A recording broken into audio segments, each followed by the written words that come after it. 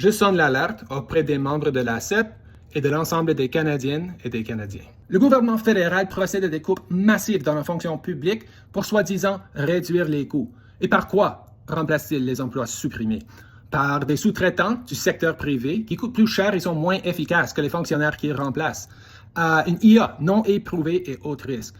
Ce gouvernement aurait pu autoriser les fonctionnaires à faire du télétravail et réaliser quasiment 40 milliards de dollars d'économies sur les coûts immobiliers pour les 10 prochaines années. Il a choisi, au lieu de sabrer vos emplois et d'en faire porter le poids à la population canadienne. À l'heure actuelle, Carney prévoit de supprimer 40 000 postes dans la fonction publique fédérale. C'est une mesure d'une ampleur ahurissante. C'est presque indescriptible. Près de 6 500 fonctionnaires perdent leur emploi à EDSC et à Santé Canada à eux seuls.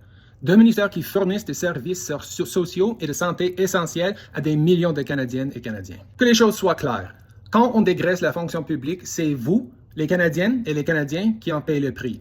Vos délais d'attente s'allongent.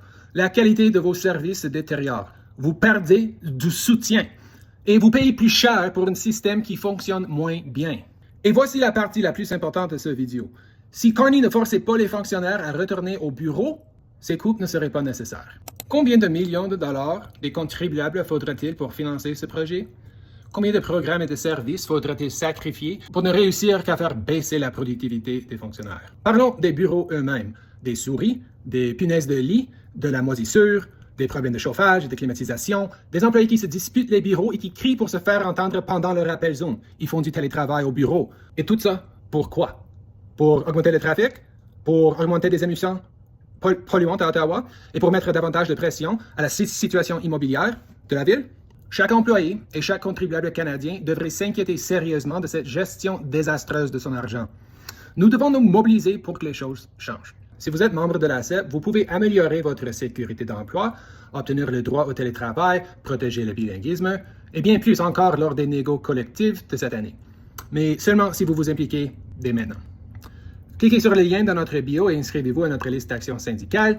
Et si cette question vous préoccupe comme Canadiennes et Canadiens, vous pouvez aussi cliquer sur le lien dans notre bio pour passer à l'action. Ensemble, nous pouvons protéger les travailleuses et travailleurs, préserver les services publics et défendre le niveau de vie que les Canadiennes et Canadiens méritent et auquel ils s'attendent.